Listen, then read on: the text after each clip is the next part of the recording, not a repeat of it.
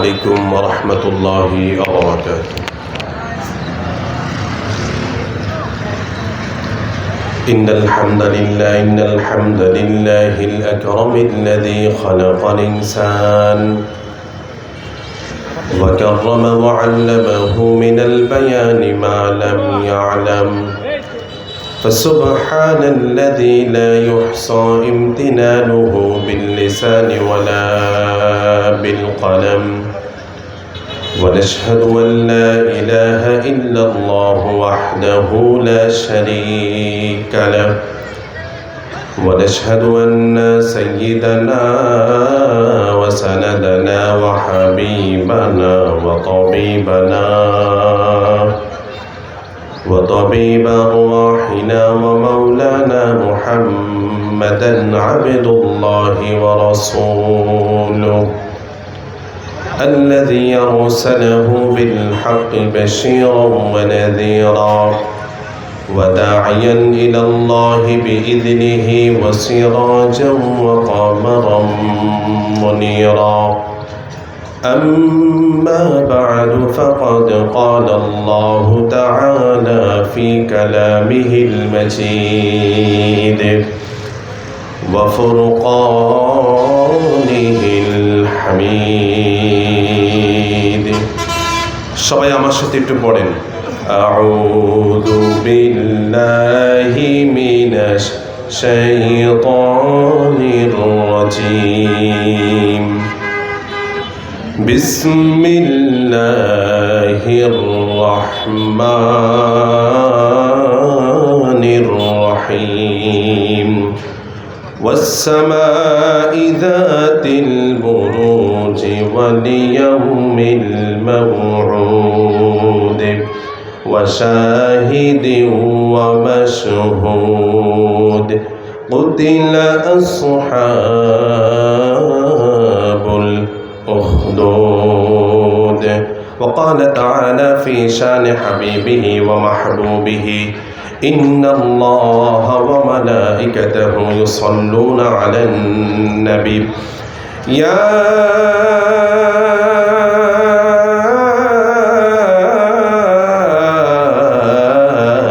أيها الذين آمنوا صلوا عليه وسلموا تسليما. اللهم mic নেন, sound বাড়াবে, sound কান আসছে না, আমার সাউন্ড কান আসতেছে না। مولانا محمد وعلى آله.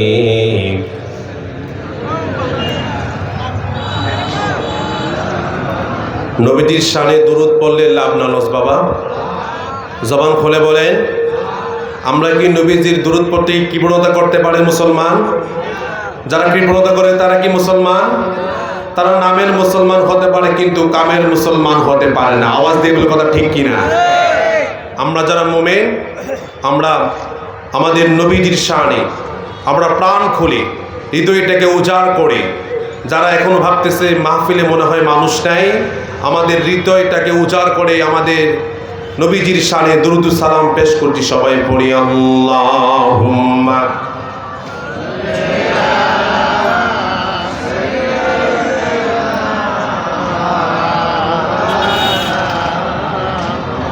وعلى آل سيدنا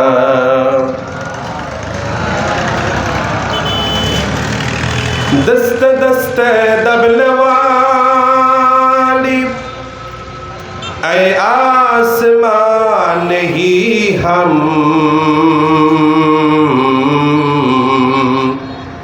سو بر کر چکا ہے تو انتہا ہمارا بلغ العلا بکمالہ کشف الدجى بجماله حسنت جميع خصاله صلوا عليه وآله.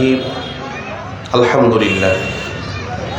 কারামাতি আরবিয়া মাদ্রাসার উদ্যোগে এক মুবাশশিক তাফসীরুল কুরআন মাহফিলে আমরা যার আলোচনা শোনার জন্য আমরা এতক্ষণ অপেক্ষমান আমরা সকলেই আছি।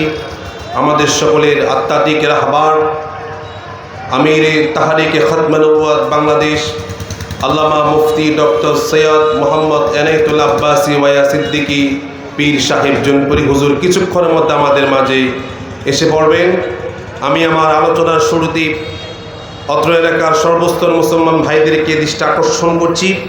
আমরা যারা এখন এদিক সেদিক ঘোরাফেরা করছি, আমাদের সময়টাকে অযথা নষ্ট না করে আমরা সকলে মাহফিলের পেন্ডায় চলে আসি। সম্মানিত হাজিরিন, যার কথা না বললেই নয়, আজকে জান্নাতের বাগানটাকে যিনি ব্যবস্থাপনা করতে গিয়ে অক্লান্ত পরিশ্রম করেছেন, আমাদের সকলে সুপরিচিত শ্রদ্ধাভাজন মুফতি সাজিদুল বারী আসকালানী, প্রতিষ্ঠাতা ও পরিচালক কারামাতিয়া আরবিয়া মাদ্রাসা পাতাগানে তিতাস কুমিল্লা। সম্মানিত হাজরিন, ভূমিকাতে বিলম্ব না করে আমরা যেহেতু তাফসিরুল কোরআন মাহফিল, আমরা আজকে সরাসরি কোরআন থেকে কথা শুনবো। জোরে বলুন, কার থেকে কথা শুনবো? আরও জোরে বলতে হবে, কার থেকে কথা শুনবো? কোরআন থেকে। বানোয়াট কোনো কিচ্ছা কাহিনী আমরা শুনবো না, ইনশাআল্লাহ। রাজি আছেন তো? ইনশাআল্লাহ। যতক্ষণ কথা বলবো, যেহেতু তাফসিরুল কোরআন মাহফিল, তাহলে আমরা একটি সূরার আঙ্গিতে তাফসির করব। সূরাটি হলো কোরআনুল কারীমের 85 নম্বর সূরা, সূরাতুল বুরুজ। সূরাটির নাম কি বলেন তো? সূরাতুল বুরুজ। এই সূরা থেকে আমরা আজকে আলোচনা করব ইনশাআল্লাহ। সম্মানিত হাজিরিন, এই সূরাটিকে আল্লাহ রাব্বুল ইজ্জত তিনি কেন নাজিল করেছেন, তার নাজিলের প্রেক্ষাপট কি, শানে নুজুল কি, আমাদের আগে জানা থাকা লাগবে। যদি আমরা জানতে পারি, তাহলে আমাদের এই সূরার মধ্যে আল্লাহ রাব্বুল আলামিন তিনি কি বলেছেন তা আমরা জানতে পারবো, শিখতে পারবো, উপলব্ধি করতে পারবো আমরা। তাহলে যতক্ষণ কথা বলো আপনারা থাকতে রাজি আছেন তো? ইনশাআল্লাহ। কারা কারা রাজি আছে? দুই হাত তুলে আল্লাহ দেখায় দেন। নারে তাকবীর, নারে তাকবীর। দিন ইসলাম, দিন ইসলাম। আজকের মাহফিল, সবাই হাত নামান। তো বলতেছিলাম, কোরআন কারীমের 85 নম্বর সূরা সূরাতুল বুরুজ থেকে কথা বলবো আমরা আজকে ইনশাআল্লাহ। আসুন আমরা সূরাটির শান নুজুল আগে জেনে নিই। নবী করিম সাল্লাল্লাহু আলাইহি সাল্লাম যখন তিনি নবুয়ত প্রাপ্ত হলেন, মানুষদেরকে দিনের দাওয়াত দেওয়া শুরু করলেন। সবাই কি ইসলাম ধর্ম গ্রহণ করেছে বলেন? কথা বলেন। কেউ ইসলাম ধর্ম গ্রহণ করে? কথা বলতে হবে আওয়াজ দিয়ে মুসলমান, কথা বলেন ঠিক কিনা? কেউ ইসলাম ধর্ম গ্রহণ করে? মুষ্টি কয়েকজন সাহাবী ব্যতীত। নবীজি দিনের দাওয়াত দিলেন। মূল আজকের আলোচনার বিষয়বস্তু হলো এটাই, আল্লাহর পথে চলতে গেলে, মানুষদেরকে দিনের প্রতি আহ্বান করতে গেলে আপনার উপরে হামলা মামলা আসবেই। সেগুলোকে বিতরিত করে আপনি দিনের উপর অটল থাকা লাগবে। তার নাম হলো মুসলমান। ঠিক কিনা বলেন? মুসলমান ভাইয়ের আমার, বন্ধুরা আমার, আজ থেকে ২,৫০০ বছর আগে আল্লাহর নবী করিম সাল্লাল্লাহু আলাইহি সাল্লামকে আল্লাহ রাব্বুল আলামিন 40 বছর বয়সে তাকে নবুয়ত দিলেন, নবুয়ত প্রাপ্ত হলেন। নবুয়ত প্রাপ্ত হওয়ার পরে আমার আল্লাহ বলেন, হাবিব আপনি মানুষদের কাছে কাছে যাবেন, ধারে ধারে যাবেন, ধারে ধারে গিয়ে মানুষদেরকে আল্লাহর কোরআনের প্রতি আহ্বান করবে, দিনের প্রতি আহ্বান করবে। জোরে বলুন সুবহানাল্লাহ। মুসলমান ভাইয়েরা আমার, গভীর মনোযোগ। আল্লাহর নবী আজ থেকে ২,৫০০ বছর আগে মানুষের ধারে ধারে গেলেন, কাছে কাছে গেলেন, দিনের দাওয়াত দিলেন।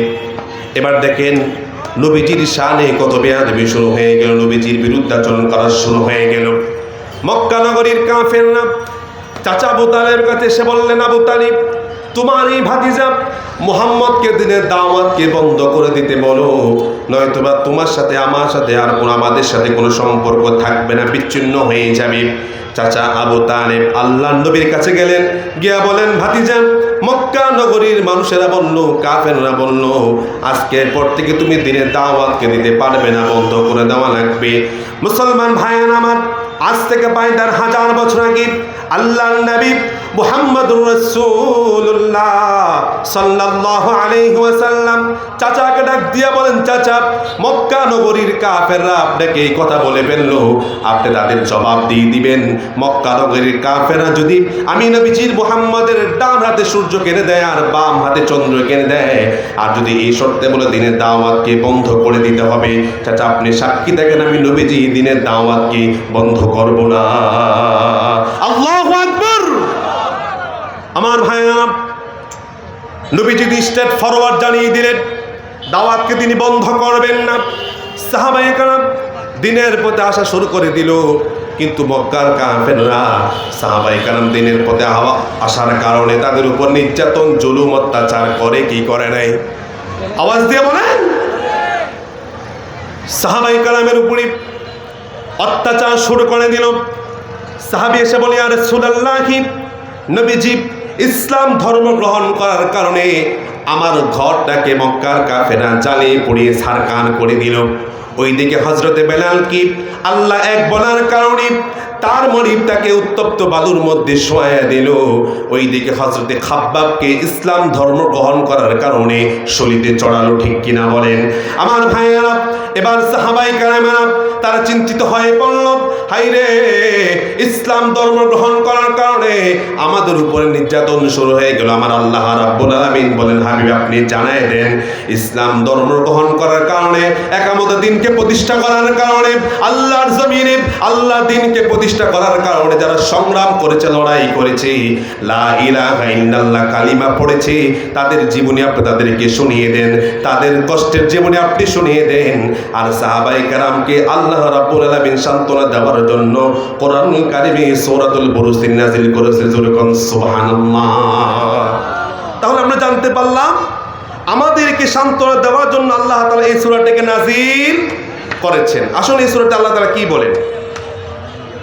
আল্লাহ রাব্বুল আলামিন কোরআনুল কারীমের 85 নম্বর সূরা সূরাতুল বুরুজের মধ্যে আল্লাহ রাব্বুল আলামিন বলেন, ওয়াস সামাই যাতিল বুরুজ। আমার ভাইয়েরা, ভালো করে বুঝতে হবে আপনাদেরকে, মানুষ যখন একটি কথা বলেন বিশ্বাস না করলে আপনি কসম খান, ঠিক কিনা বলেন? কথা বলেন ঠিক কিনা? একটা কথা বলে যে তোর কথা আমি বিশ্বাস করি না, এবার সে কসম খায়। কসম খাওয়ার মানে হলো তার কথাটাকে আরো দৃঢ়তা বোঝায়, ঠিক কিনা বলেন? আল্লাহ রাব্বুল ইজ্জত মানুষের স্বভাব যেহেতু এটাই, কসমের পরে কথা বললে মানুষ এটাকে অ্যাকসেপ্ট করে, গ্রহণ করে, এটা রিজেক্ট করে দেয় না, প্রত্যাখ্যান করে দেয় না। মানুষ এটাকে গ্রহণ করে কসম খাওয়ার পরে, এটা মানুষের স্বভাব, এটা আল্লাহ তাআলা ভালো জানে। এই জন্য আল্লাহ তাআলা আমাদের কি বলবেন, কি সান্ত্বনা দিবেন, এটা বলার পূর্বে তিনি 4টি কসম খেয়েছেন। জোরে কোন কয়টি? আরো জোরে বলেন কয়টি? 4টি কসম খেয়েছেন। নাম্বার 1 আল্লাহ বলেন ওয়া কাসবি, আবার যেটাকে বলা হয় ওয়াস সামাই যাতিল বুরুজ, নক্ষত্র বিশিষ্ট আসমানে কসম আল্লাহ খেয়েছেন। নাম্বার 2 ওয়াল ইয়াউমিল মাউউদ, তিনি কিয়ামত দিবসের কসম খেয়েছেন। মোট কসম হলো কয়টা? আরো জোরে সবাই মিলে। কসম হলো 2টা। নাম্বার 3 ওয়াশাহিদ, মুফাসসিরিনে কিরাম তাফসিরে মাআরিফুল কোরআন ইবনে কাসিরের মধ্যে আসছে ওয়াশাহিদ মানে আল্লাহ রাব্বুল ইজ্জত তিনি জুমার দিনে কসম খেয়েছেন। ওয়ামাশহুদ দ্বারা মুফাসসিরিনে কিরাম বলেন তিনি আরাফার দিনে কসম খেয়েছেন। মুসলমান গলার আওয়াজ ছেড়ে বলতে হবে, আল্লাহ তাআলা কসম খেয়েছেন কয়টা? জুড়ে বলেন। 4টা কসম খেয়েছেন আল্লাহ রাব্বুল ইজ্জত। 4টি কসমের পরে বেঁধে আল্লাহ তাআলা কি বলেন? কুতিলা আসহাবুল উখদুদ, গর্ত খননকারীদেরকে আমি আল্লাহ তাআলা ধ্বংস করে দিয়েছি। কাদেরকে ধ্বংস করেছে? যারা গর্ত খনন করেছে। এটা বুঝতে হলে আমাদেরকে বুখারী শরীফের একটি হাদিস জানতে হবে। হাদিসটি মুসলিমের মধ্যেও আছে। দেখেন আল্লাহ তাআলা বলেছেন গর্ত খননকারীদেরকে আমি আল্লাহ তাআলা ধ্বংস করে দিয়েছি। আলোচনা বুঝতেছেন? আমার আলোচনা বুঝতেছেন? যদি মনোযোগ সহকারে শোনেন কিছু এখান থেকে নিতে পারবেন ইনশাআল্লাহ। আল্লাহ তাআলা এখানে বলেন গর্ত খননকারীদেরকে আমি আল্লাহ তাআলা ধ্বংস করেছি, আযাব দিয়েছি। এবার আসুন তারা কারা, কাদেরকে আল্লাহ তাআলা এখানে ইঙ্গিত করেছেন, কাদেরকে ধ্বংস করেছেন, কিসের কারণে তিনি তাদেরকে ধ্বংস করেছেন? যারা দরকার আছে না নাই? আছে না নাই? আমার ভাইয়েরা, জাহিলি যুগের নবী করিম সাল্লাল্লাহু আলাইহি ওয়াসাল্লাম বহুদিন আসার পূর্বে তিনি একটি ঘটনা বর্ণনা করলেন বুখারী শরীফের মধ্যে। একজন রাজার যুগে একজন জাদুকর পাদ্রী ছিল, জাদুকর ছিল।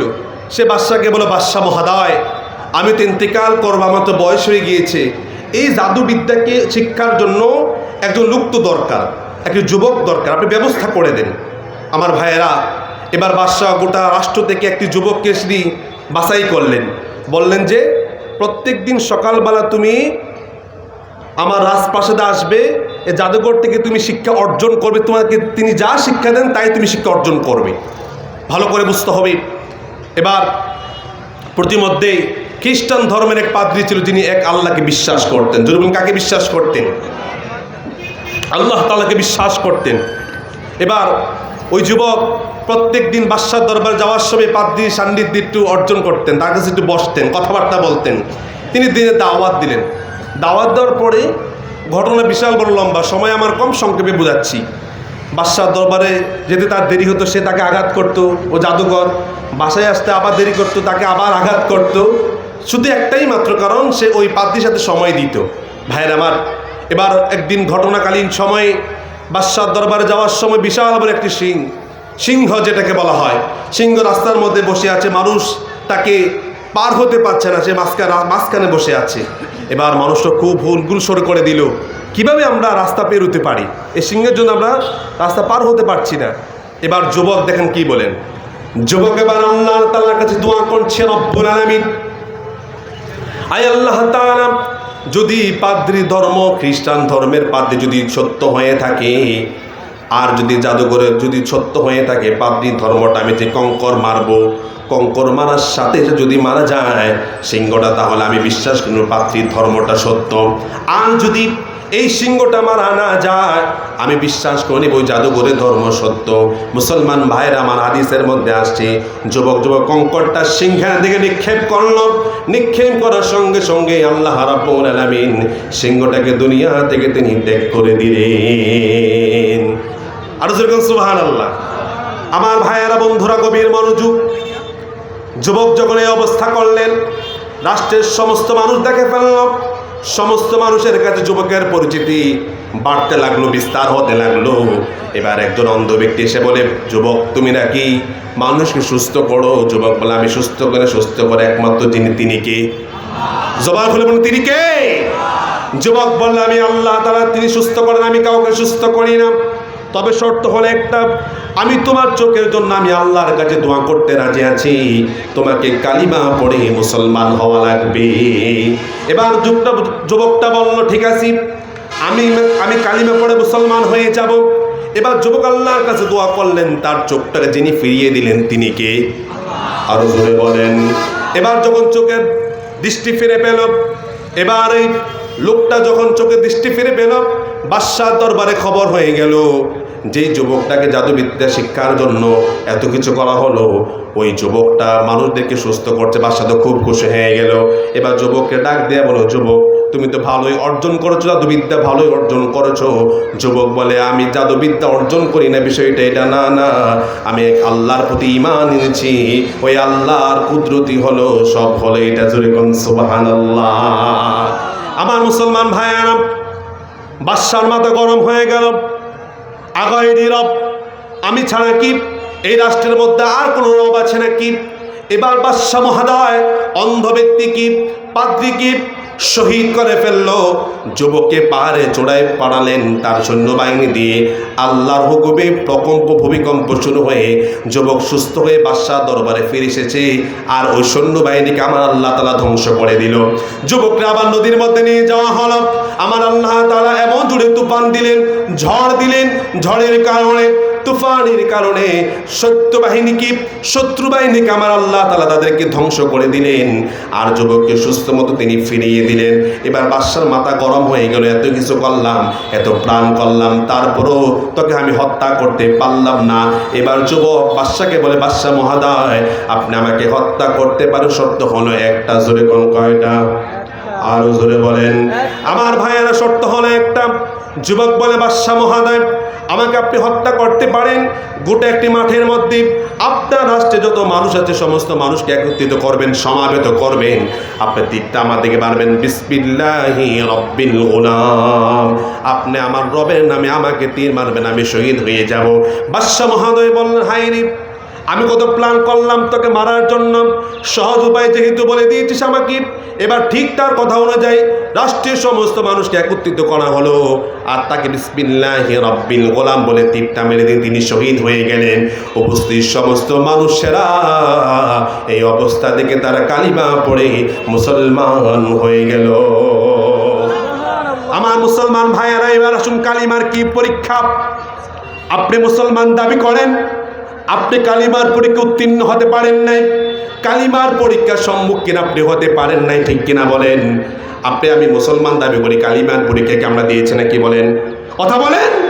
আপনাকে কালিমার পরীক্ষা দেন, এবার পরীক্ষা শুরু হয়ে গেল, কালিমার পরীক্ষা। এক আল্লাহর প্রতি ঈমান আনলাম, এবার বাদশার মাথা গরম হয়ে গেল। একজনকে মারলাম, কিন্তু একজনের বিপরীতে আমার আল্লাহ তাআলা হাজার হাজার গুণ বাড়িয়ে দিয়েছে, সুবহানাল্লাহ। আমার ভাইয়েরা, বাদশা বলে এতগুলা মানুষ কিভাবে ধ্বংস করে দেওয়া যায়? আল্লাহ তাআলা বলেন কুতিলা আসহাবুল উখদুদ। এবার তাদের সবার প্রধানমন্ত্রী তার মন্ত্রীদের পরামর্শে একটি গর্ত খনন করলেন। খনন করার পর সমস্ত মানুষকে ওই গর্তের মধ্যে তিনি ঢাকলেন, ঢালার উপর তাদেরকে ধ্বংস করে দিলেন। আমার আল্লাহ রাব্বুল আলামিন এই কথাটাই বলেন, কুতিলা আসহাবুল উখদুদিন নারিদাতিল ওয়াকুদ। আল্লাহ বলেন তাদেরকে ধ্বংস করে যারা গর্ত খনন করেছে। গর্ত খননকারী কারা? যারা ইসলাম ধর্ম গ্রহণ করেছে তাদেরকে পোড়ার জন্য যারা গর্ত খনন করেছে তাদেরকে বলা হয় গর্ত খননকারী, ঠিক কিনা বলেন? তাদেরকে আল্লাহ ধ্বংস করে দিলেন। দেখেন তারা কি বলে, ইদহুম আলাইহা কুউদ। আল্লাহ বলেন দেখেন, আমাদের দেশে একদল মানুষ আছে, একদল আলেম জেলখানার মধ্যে যায়, আরেকজন মুসলমান সেটাকে দেখে দেখে আনন্দ উল্লাস করে, ঠিক কিনা বলে মুসলমান? ঠিক তৎকালীন বেঈমান ফুজ্জাররা আমার আল্লাহ রাব্বুল আলামিন বলেন ইদহুম আলাইহা কুউদ। নবী যখন তারা ইসলাম ধর্ম গ্রহণ করেছে, যখন তাদেরকে আগুনের মধ্যে নিক্ষেপ করা হলো, এই বেঈমানরা তারা বসে বসে মুসলমান কান্না করছে, তারা এদেরকে উপভোগ করছে। ওহুম আলা মা ইয়াফআলুনা বিল মুমিনিনা শুহুদ। তারা এটাকে প্রত্যক্ষ করছে, দেখছে। তাদের দোষ হলো একটা, ওমা নাকামু মিনহুম ইল্লা আইয়ুমিনু। তাদের কোনো দোষ নাই, দোষ হলো একটা, তারা মুসলমান, ঠিক কিনা বলেন? মুসলমান ভাইয়েরা আমার, আমরা মুসলমান দাবি করি, আমাদের বিবিটাকে আমরা বিধবা বানাই নাই, ঠিক কিনা বলেন? আমরা নিজেরা মুসলমান দাবি করি। দেখেন আল্লাহ তাআলা কুরআন কারীমে সূরাতুল আনকাবুতের মধ্যে দেখেন আল্লাহ তাআলা কি বলেন। আল্লাহ রাব্বুল আলামিন বলেন আহাসিবান নাসু আইয়ুতরাকু আইয়াকুলু আমান্না ওয়া হুম লা ইউফতানুন। আল্লাহ রাব্বুল আলামিন বলেন, ও মুমিনেরা, তোমরা কি এটা ধারণা করো আইয়ুতরাকু আইয়াকুলু আমান্না, আমরা ঈমান এনেছি, আমরা মুসলমান, এই কথা বলার কারণে তোমাদেরকে ছেড়ে দেওয়া হবে, ওয়া হুম লা ইউফতানুন, তোমাদেরকে পরীক্ষা করা হবে না? এটা তোমরা কিভাবে তোমরা ধারণা করতে পারো? ঈমান আনা লাগবে, ঈমান আনার কারণে পরীক্ষার মধ্যে আমাদেরকে সম্মুখীন হতে হবে, ঠিক কিনা বলে? আমার ভাইয়া, ঈমানের পরীক্ষা দুইভাবে হতে পারে। আল্লাহ তাআলা এটাই কোরআনের মধ্যে বলে দিয়েছেন, ইন্নাল্লাহা ইশতারা মিনাল মুমিনিনা আনফুসাহুম ওয়া আমওয়ালাহুম বিআন্না লাহুমুল জান্নাহ। ঈমানের পরীক্ষা দুইভাবে হতে পারে। জোরে বলুন, কয়ভাবে? আপনারা কি বিরক্ত হচ্ছেন? আমি কি ছেড়ে দিব? তাহলে ঈমানের পরীক্ষা কয়ভাবে হতে পারে? দুইভাবে। ইন্নাল্লাহা ইশতারা মিনাল মুমিনিনা আনফুসাহুম ও আমওয়ালাহুম বিআন্না লাহুমুল জান্নাহ। আমার আল্লাহ বলেন মুমিনদের থেকে আমি তাদের জান এবং মালকে ক্রয় করে নিয়েছি জান্নাতের বিনিময়ে, সুবহানাল্লাহ বলেন। কিন্তু আমরা মুসলমান, আমাদের জানটাকে মালটাকে আল্লাহর পথে ব্যয় করতে আমাদের খুব কৃপণতা লাগে, ঠিক কিনা বলেন? আমাদের জানটাকে আল্লাহর রাস্তায় আমরা ব্যয় করতে চাই না, ঠিক কিনা বলেন? সাহাবায়ে কেরাম নিজেদের জানটাকে আল্লাহর রাস্তায় বিলীন করে দিয়েছে। ইতিহাস কি বলবো? আমার ভাইয়েরা, আসওয়ারুম মিন হায়াতিস সাহাবা কিতাবের মধ্যে আসছে, নবী করিম সাল্লাল্লাহু আলাইহি সাল্লাম জিহাদের ঘোষণা দিচ্ছেন আর বলছেন আজকে জিহাদের ময়দানে, আজকে মুতার প্রান্তরে আমি নবীজি সেনাপতির দায়িত্ব পালন করব না। আজকে জিহাদের ময়দানে আমার 3 জন সাহাবী সেনাপতির দায়িত্ব পালন করবেন। জোরে বলুন, কয়জন সাহাবী? আরো জোরে বলেন ভাই, নাকি খুব বাতাস। সম্মানিত যে উপস্থিতি, আমাদের আব্বাসী মঞ্জিল মাঠ প্রাঙ্গণে হেলিকপ্টার নেমেছে, হুজুর এখনই হেলিকপ্টার উঠবে। তো আমি আসলে এককভাবে এই প্রোগ্রামটা আমাদের মধ্য থেকে মাদ্রাসার পক্ষ থেকে করা হয়েছে। তো আমরা একলা মানুষ, তো সেজন্য আপনাদের হয়তো ওইরকম একটা পরিবেশ আমরা দিতে পারি নাই, তারপরে যতটুকু সম্ভব আমরা চেষ্টা করেছি আলহামদুলিল্লাহ। তো আপনারা মেহেরবানি করে যারা আসতেছেন একটু দয়া করে বিছানাগুলো পিছনে আছে, আপনারা নিজ নিজ দায়িত্বে নিয়ে নিয়ে বসে যাবেন।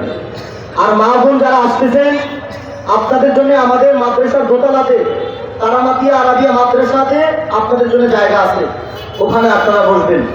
তো আলহামদুলিল্লাহ আমি আজকে খুব আনন্দিত, আমাদের মাঝে একজন ব্যক্তি উপস্থিত হয়েছেন, আপনারা হয়তো অনেকে ছিলেন। তিনি হচ্ছেন আমাদের ভুইয়া সাহেব, যিনি জগৎপুর ইউনিয়নের চেয়ারম্যান ছিল 1994 সালের সময়। তো তিনি এখানে আজকে বাড়িতে, তো তিনিও এখানে উপস্থিত হয়েছেন যে আপনার হুজুর আসবেন। আমাদের বকুল ভাই হুজুরের বাবা হুজুরের মুড়ি ধোনারাও আসছে, মেঘনা থানা কমিটি আসছে, তারপরে আমাদের অনেক গুরুত্বপূর্ণ ব্যক্তিরা আসতেছেন। আপনারা আমাদের গুরুত্বপূর্ণ মেহমান, সেজন্য আদরের সাথে বসবেন। জাস্ট 11টা 10 মিনিটে হুজুরের বক্তব্য শুরু করবেন ইনশাআল্লাহ। অতএব মা বোনেরা দোতলাতে চলে যান, আর মুরব্বী বাবারা নিজ নিজ দায়িত্বে বসে যান। আর হেলিকপ্টার মাঠে কর্নারের মধ্যে যে মা বোনেরা আছেন এবং যুব সমাজ ভাইয়েরা আছেন, আল্লাহ রস্তে মেহেরবানি করে আপনারা কেউ ওই মাঠে ভিড় জমাবেন না। আর আব্বাসী হুজুর যেন সুন্দর শৃঙ্খল ভাবে স্টেজে আসতে পারে, এই সুযোগটা এলাকার যুবকদের পায়ে হাত দিয়ে আমি বলি, আপনারা আমাকে এই সুযোগটা করে দেবেন ইনশাআল্লাহ। সকলকে ধন্যবাদ, আপনারা ধৈর্য সহকারে হযরতের বয়ান শ্রবণ করেন ইনশাআল্লাহ। ভাই পরের দিন আমি শেষ করে দিচ্ছি। ঠিক আছে। এই হুজুরের মাইকের ফোন আলাদা দিবি, পরে দেন, হুজুর আসার পরে দিয়ে আপনি বয়ান চালাতে থাকুন। আমার ভাইয়েরা, বলতেছিলাম মুমিনের পরীক্ষা কয়ভাবে হতে পারে, মনে আছে আপনাদের? ইন্নাল্লাহা আশতারা মিনাল মুমিনিনা আনফুসাহুম ওয়া আমওয়ালাহুম বিআন্না লাহুমুল জান্নাহ। আসুন আমরা, আল্লাহ এখানে বলেছেন জান এবং মালের বিনিময়ে আল্লাহর রাস্তায় জিহাদ করা লাগবে, একামত দিন প্রতিষ্ঠা করার জন্য সংগ্রাম করা লাগবে। তার একটাই মাধ্যম, তার মাধ্যম হলো দুইটা, জান এবং মালের বিনিময়। আসুন, জানের বিনিময়ে সাহাবায়ে কেরাম তাদের নিজের জীবনকে উৎসর্গ করে দিয়েছেন আল্লাহর রাহের জন্য। সুবহানাল্লাহ। নবী করিম সাল্লাল্লাহু আলাইহি সাল্লাম আজ থেকে 5000 বছর আগে তিনি ঘোষণা করে দিলেন, সাহাবায়ে কেরামেরা আজকে জিহাদের ময়দানে আমি রাসূলুল্লাহ সেনাপতি দায়িত্ব পালন করব না। আজকে জিহাদের ময়দানে আমার 3 জন সাহাবী তারা সেনাপতি দায়িত্ব পালন করবেন। এক নাম্বার হলো আমার পালক পুত্র হযরত যায়েদ ইবনে হারেসা, তিনি কোথায় দাঁড়িয়ে গেলেন? রাসূল এবার বললেন 2 নাম্বার সেনাপতি নিযুক্ত করলাম হযরত জাফর বিন আবি তালেব। 3 নম্বরে সেনাপতি নিযুক্ত করলাম আব্দুল্লাহ বিন রওয়াহা। তারা 3 জন দাঁড়িয়ে গেল। আল্লাহ নবী বললেন তোমরা যাও, তোমাদের ঘরে গিয়ে বেবি বাল বাচ্চা মা বাবা থেকে তোমরা বিদায় নিয়ে আসো। আমার ভাইয়েরা, রাসূলুল্লাহর পালক পুত্র হযরত যায়েদ ইবনে হারেসা বললেন, ইয়া রাসূলুল্লাহ, ইয়া হাবিবাল্লাহ, নবীজি আপনি আমার আব্বা যান, আমার আম্মা যান আয়েশা সিদ্দিকা, তিনি ঘর থেকে চলেছেন, আমার তো যাওয়ার কোনো দরকার নাই, আমাকে আপনার আল্লাহর হস্তে ক্ষমা করে দিবেন। 2 নাম্বার সেনাপতি হযরত জাফর বিন আবি তালেব বাড়িতে চলে গেলেন, বাবা মার কাছ থেকে বিদায় নিলেন, বিবির কাছে চলে গেলেন, বলে বিবি রে, আমি তোমার স্বামী জাফর বিন আবি তালেব, অনেকদিন তোমার সাথে সংসার করলাম, বিবি রে কোনো হক তোমার আমি আদায় করতে পারি নাই, হয়তোবা তোমার উপর জুলুম করেছি, অত্যাচার করেছি, আমি যা কিছু করে থাকি আল্লাহর হস্তে তুমি আমাকে ক্ষমা করে দিও। হযরত জাফর বিন আবি তালেব বললেন, বিবি রে, নবী করিম সাল্লাল্লাহু আলাইহি সাল্লাম জিহাদের ময়দানে 3 জন সেনাপতি যুক্ত করলেন। 2 নম্বরে আমি জাফর বিন আবি তালেবের নামটা, আমার নামটা তিনি ঘোষণা করলেন, বিবি রে আমার আগে একজন আছে, পরে একজন আছে, আমি নির্ঘাত মনে হয় শহীদ হয়ে যাব। হযরত জাফর বিন আবি তালেবের স্ত্রী আল্লাহর কাছে দোয়া করলেন, আল্লাহ আমার স্বামী জাফর বিন আবি তালেবকে তুমি জিহাদের ময়দান থেকে গাজী বানিয়ে তুমি ফিরে নিয়ে আসো। রাসূলুল্লাহ সাহাবী তরবারে উল্টা পিঠ দিয়ে বিবির হাতের মধ্যে আঘাত করে বললেন, বিবি রে তুই আল্লাহর কাছে এই দোয়া করবি না, এই দোয়া করবি না। আমার মুসলমান ভাইয়েরা, জানের বিনিময় দেখেন কেমন ছিল। এবার হযরত জাফর বিন আবি তালেব বিবির থেকে বিদায় নিলেন, বাবা মার কাছ থেকে বিদায় নিলেন, জিহাদের ময়দানের দিকে রওনা হয়ে গেলেন। কিতাব সাক্ষী হযরত জাফর বিন আবি তালেবের ছোট ছোট বাচ্চাগুলো আব্বু আব্বু করে কান্না শুরু করে দিল, কাটা কবুতরের মতো জাফর স্ত্রী চটপট করা শুরু করে দিল। হযরত জাফর তিনি একবার পিছনের দিকে তাকায় দেখলেন না কারা কান্না করে। আমার ভাইয়েরা, 3 নম্বর সেনাপতি হযরত আব্দুল্লাহ বিন রওয়াহা। ও যুবক ভাইয়েরা, ভালোবাসার বিবাহ করো, বিবাহ করতে পারো, কোনো সমস্যা নাই। সাহাবায়ে কেরাম দিনের জন্য কত ত্যাগ দিল, নিজের জীবনকে ত্যাগ দিল, ভালোবাসাকে ত্যাগ দিল। যুবক ভাইয়ের আমার, আব্দুল্লাহ বিন রাওয়াহার তার সেই রাত ছিল বাসর সজ্জা, ফুল সজ্জা রাত ছিল। ঘরে গেলেন, গিয়ে দেখেন বিবি কোরআন কারীম তেলাওয়াত করতেছে বাসর ঘরে। সুবহানাল্লাহ বলবেন না? আব্দুল্লাহ বিন রাওয়াহা বিবির কাছে গিয়ে বলেন, বিবি রে, আমি তোমার স্বামী এসেছি আব্দুল্লাহ বিন রাওয়াহা, আমার সালামটুকু গ্রহণ করো। বিবি রে, আমি আব্দুল্লাহ বিন রাওয়াহা কোনো হক তোমার আদায় করতে পারি নাই। আল্লাহ রাসূল আমাকে জিহাদের ময়দানে 3 নম্বর সেনাপতি ঘোষণা দিয়েছেন। বিবি রে, আল্লাহর রাস্তায় তুমি আমাকে ক্ষমা করে দিও। আমার মুসলমান ভাইয়েরা, আব্দুল্লাহ বিন রাওয়াহার স্ত্রী বললেন, স্বামী আমার, আপনি একটিবার ঘরে আসেন, আমি আপনাকে একটিবারও দেখলাম না। আব্দুল্লাহ বিন রাওয়াহা বললে, বিবি রে, যদি আমি ঘরের মধ্যে আসি, তোর প্রতি আমার প্রেম নিবেদন হবে, ভালোবাসা নিবেদন হবে। আর জিহাদের ময়দানে তোর ভালোবাসার কারণে আমি বেঈমানদের সাথে লড়াই করতে পারবো না। আমার ভাইয়ারা দেখুন কেমন স্বামী, কেমন স্ত্রী। আব্দুল্লাহ বিন রাওয়াহার বিবি বললেন, স্বামী আমার, আপনি ঘরের মধ্যে আসেন, আল্লাহর কসম আমি কোনো প্রেম নিবেদন করব না, ভালোবাসা নিবেদন করব না। স্বামী আমার, শুধুমাত্র আপনার চেহারাটাকে একটিবার আমি দেখে নিতে চাই। কিয়ামতের ময়দানে আল্লাহ রাব্বুল আলামিন আপনাকে জান্নাতের মধ্যে দিয়ে দিবেন। আমি যেন জান্নাতের মধ্যে থেকে আপনাকে স্বামী হিসাবে আমি যেন চিনে নিতে পারি। আমার ভাইয়ারা জিহাদের ময়দানে চলে গেলেন। এবার দেখেন জানের বিনিময় কেমন। আল্লাহর জমিনে দিন প্রতিষ্ঠা করার জন্য ইমানে পরীক্ষা দিচ্ছেন সাহাবায়ে কেরামেরা। মোতার প্রান্তরে চলে গেলেন। হযরত যায়েদ ইবনে হারেসা বেঈমানদেরকে তিনি জাহান্নামে পাঠিয়ে দিয়ে শহীদ হয়ে গেলেন। এবার জাফর বিন আবি তালেব তিনি তরবারিটা নিলেন, বেঈমানদেরকে জাহান্নামে পাঠিয়ে দিলেন। হযরত জাফরের ডান হাতে আঘাত করলেন, বাম হাতে তরবারি। আব্দুল্লাহ বিন রাওয়াহা বললেন, আমি দেখলাম আমি যাওয়ার আগে কে ইসলামের পতাকাকে ধারণ করলো, উত্তোলন করলো। আমি গিয়ে দেখি রাসূলুল্লাহর সাহাবী হযরত জাফর বিন আবি তালেবের দুটো হাত কাটা, দুটো পা কাটা, দেহটা একদিকে পড়ে আছে, আর ইসলামের পতাকাকে কামড়ে ধরে রেখেছে। আর বলে, রাসূলুল্লাহর সাহাবী, আল্লাহর নবীজির কাছে গিয়ে তুমি এই সংবাদটা দিবা, এই খবরটা দিবা, জীবনের শেষ মুহূর্ত পর্যন্ত ইসলামের পতাকাকে আমি উত্তোলন করে রেখেছি, মাটিতেই লাগতে দেই না। এই ছিল ইসলামের ইতিহাস। এটাকে বলা হয় মুসলমান। আর আমরা মুসলমান দাবি করি, শুধু জুমার নামাজ পড়লেই মুসলমান দাবি করা যায় না, ঠিক কিনা বলেন? ইসলামের শত্রুরা হুঁশিয়ার সাবধান। নারে তাকবীর। আমার ভাইয়েরা, গভীর মনোযোগ। আমরা মুসলমান দাবি করি, আমরা নিজেদেরকে মুসলমান দাবি করি। সপ্তাহে একদিন মসজিদে গিয়ে নামাজ পড়তে যখন বেঈমানরা আমার নবীজির শানে বেয়াদবি করে, তখন মুসলমানদেরকে রাজপথে পাওয়া যায় না, ঠিক কিনা বলেন?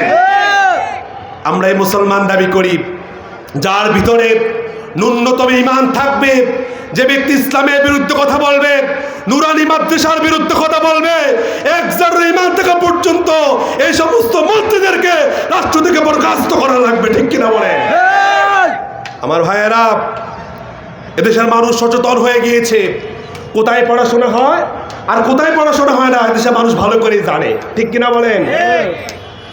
এদেশের মানুষ আর বোকা শোকা নাই। আপনারা কবুতরের সুন্দর পাও দেখিয়ে পড়াশোনা করাবেন, এদেশের মানুষ আর বোকা নয়। এদেশের মানুষ জানে কোথায় পড়াশোনা হয় আর কোথায় রানীবাজি হয়, ঠিক কিনা বলেন? এজন্য আমার ভাইয়েরা, ইসলামের জন্য নিজের জীবনকে উৎসর্গ করে দিতে হবে। যদি আমরা উৎসর্গ দিতে পারি তাহলে আমরা হব প্রকৃত মুসলমান, ঠিক কিনা বলেন? আমার ভাইয়েরা, সাহাবায়ে কেরাম নিজেদের জীবনটাকে উৎসর্গ করে দিয়েছেন জানের বিনিময়ে। কথা বলেন কিসের বিনিময়ে? 2 নম্বর হলো আল্লাহ বলেছেন মালের বিনিময়ে। আল্লাহ রাস্তায় তোমাদেরকে জিহাদ করা লাগবে, জান দিতে হবে, নয়তোবা মাল দিতে হবে, নয়তোবা ওপরটায় সমন্বয় দিতে হবে। আমরা জানের ফর এক্সাম্পল জানলাম হাদিস থেকে। এবার আসলে আমরা মালের উৎসর্গ কি? ইন্নাল্লাহা আশতারা মিনাল মুমিনিনা আনফুসাহুম ওয়া আমওয়ালাহুম বিআন্না লাহুমুল জান্নাহ। মালের বিনিময়, জানের বিনিময়। জান জানলাম, এবার মালের বিনিময় কি? মাল কি? হুজুর, মালের বিনিময় জান্নাত কিভাবে আল্লাহ ক্রয় করেছেন? মালের বিনিময় আমরা কিভাবে জিহাদ করব, বিষয়টা কি আমরা বুঝতে পারছি না। আসুন আমরা বুখারী শরীফের, তিরমিজি শরীফের এবং মুসলিম শরীফের হাদিসটি রয়েছে, আমরা একটু জেনে নেই এই হাদিসের মধ্যে কি আছে যেটা মালের বিনিময়ে আল্লাহর রাস্তায় জিহাদ করতে পারবে। আমার ভাইয়া, আজ থেকে 5000 বছর আগে আল্লাহর নবী সাহাবায়ে কেরামদেরকে সাহাবায়ে কেরামেরা বেঈমানদের বিরুদ্ধে জিহাদ করা লাগবে, যুদ্ধ করা লাগবে। আমাদের কাছে মাল সম্পদ নাই, তোমরা তোমাদের যা আছে তোমরা আল্লাহর রাস্তায় দান করো জিহাদ করার জন্য বেঈমানদের বিরুদ্ধে। আপনি দেখতে পান আজকে যারা ইসলামী হুকুমত প্রতিষ্ঠা করতে চায়, একামত দিনকে প্রতিষ্ঠা করার জন্য বিভিন্ন সমাবেশ করে, লং মার্চ করে, দেখবেন তারা কিছু ইয়ানত আপনাদের দিকে তুলে কি তুলে না বলেন? ইয়ানত তুলে কি তুলে না? কিছু টাকা নেয় কি নেয় না? কালেকশন করে কি করে না? এটাও একটা হলো একামত দিন, মাহফিলের জন্য টাকা চাওয়া। আপনি দান করেছেন, এই মাহফিলের কারণে বিধর্মীরা যারা ইসলামী শত্রু তারা স্তব্ধ হয়ে যাবে, ঠিক কিনা বলেন? আমার ভাইয়েরা, আপনারা দেখেছেন আমাদের ডক্টর এনায়েতুল্লাহ আব্বাসী ও সিদ্দিকী পীর সাহেব হুজুরের মাধ্যমে এদেশের কিছু পাঁচআনা গোলামরা, নাস্তিকদের পাঁচআনা গোলামরা তারা স্তব্ধ হয়েছে হুজুরের কাছে, ঠিক কিনা বলেন? পরাজিত বরণ করেছে, ঠিক কিনা বলেন? আমার ভাইয়েরা, এজন্য মালের বিনিময় আল্লাহর রাস্তায় জিহাদ করা লাগবে। মালের বিনিময় কি? নবী করিম সাল্লাল্লাহু আলাইহি সাল্লাম সাহাবায়ে কেরামদেরকে বলো, সাহাবায়ে কেরামেরা জিহাদের ময়দানে যাওয়া লাগবে, তোমাদের যা আছে তোমরা আল্লাহর রাস্তায় দান করো। এবার সাহাবায়ে কেরামেরা আবু বকর তার সম্পদকে দুটি ভাগ করলেন, এক ভাগকে আল্লাহর রাস্তায় দান করে দিলেন, ওসমান সেম করলেন। এবার হযরত আবু বকর রাদিয়াল্লাহু তাআলা আনহু তিনি অপেক্ষায়, তিনি কি আনবেন? জীবনের শুরুতে ইসলাম ধর্ম গ্রহণ করলেন, সবটুকু আল্লাহর রাস্তায় বিলীন করে দিলেন, তার কাছে তো আর কিছুই নাই। হযরত তিনি মনে মনে খুশি হয়ে গেলেন, আজকে আমি আবু বকরের চাইতে বেশি দান করবো, রাসূলুল্লাহকে খুশি করাবো, আল্লাহ তাআলাকে খুশি করবো, আল্লাহর রাস্তায় আমি দান করবো। হযরত আবু বকর আল্লাহর নবীর রাস্তার দিকে তাকিয়েছেন। হযরত আবু বকর রাদিয়াল্লাহু তাআলা আনহু মাথার মধ্যে পুটলি বাঁধলেন, সবগুলো আল্লাহ নবীর কাছে নিয়ে আসলেন। হাদিস শরীফ সাক্ষী, ঘরের মধ্যে নিবুক দাঁড়িয়ে আছে সেটাও আবু বকর নিয়ে আসলেন। আসার পরে আল্লাহ নবীর কাছে সবগুলো রাখলেন। আল্লাহ নবী, আবু বকর তুমি কি ঘরের মধ্যে কিছু রেখে আসো নাই? হযরত আবু বকর বললেন, ইয়া রাসূলুল্লাহ, হাবিবাল্লাহ, নবীজি ইসলামের জন্য সব দিয়ে দিলাম, আমার ঘরের মধ্যে এই কয়েকটা জিনিস রয়েছে সেগুলোকে আমি আল্লাহ রাস্তার জন্য নিয়ে আসলাম, আর আমার ঘরের মধ্যে আল্লাহ এবং তার রাসূলকে আমি রেখে এসেছি। সুবহানাল্লাহ।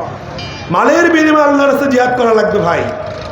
যখন কোনো মাহফিলের জন্য আপনাদের কাছে টাকা চাওয়া হয়, দান করবেন তো ইনশাআল্লাহ? বলেন ইনশাআল্লাহ। যখন এই মাদ্রাসার জন্য আপনাদের কিছু চাওয়া হবে, আপনারা দিবেন তো ইনশাআল্লাহ? আপনি কি চান না এদেশের মধ্যে মাদ্রাসাগুলো টিকে থাকুক? চান কিনা বলেন?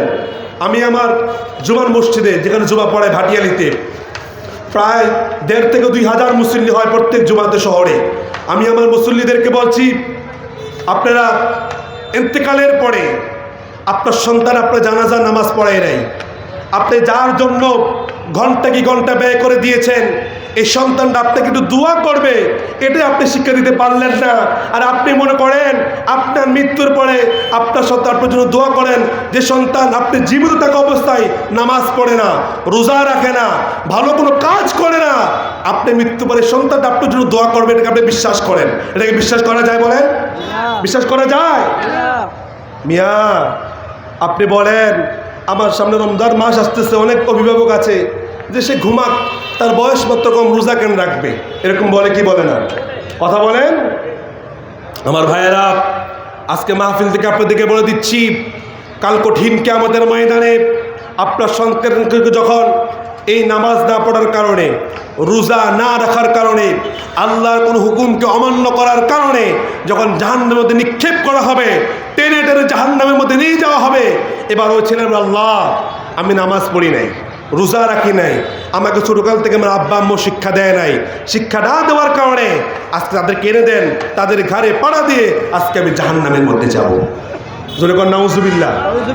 আমার বন্ধু, দোস্ত আমার, যে সন্তানের জন্য আপনি এত কিছু করলেন, আপনি সকালবেলা যান ব্যবসা বাণিজ্যের মধ্যে, কাজের মধ্যে, অফিসের মধ্যে, সকালে সূর্যও দেখেন না, আবার রাত্রি গেলেন আপনি সূর্যও দেখেন না, অন্ধকারে আপনি ঘরে আসেন না, ঠিক আছে, আপনি ঘরে আসেন সন্তানের জন্য, আপনার এই সন্তান আপনার ঘাড়ে পাড়া দিয়ে জাহান্নামে যাবে, এটাকে আপনি বিশ্বাস করতে পারেন? এটাকে আপনার কাছে খারাপ লাগাটা কথা বলেন?